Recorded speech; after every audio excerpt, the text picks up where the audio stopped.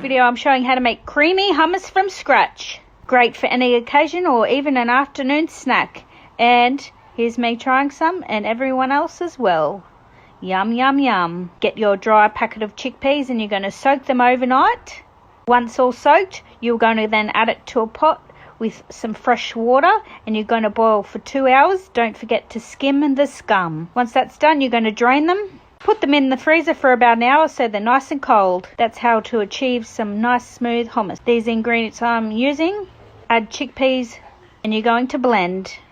Once all blended, you're going to then add your garlic dip, the juice of 1 lemon, you could add more, some olive oil.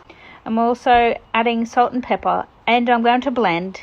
Once nice and creamy, add it to your favorite dish that you like to serve on. Also going to fry some meat to put on top. A few spoonfuls of garlic dip. Fry your meat.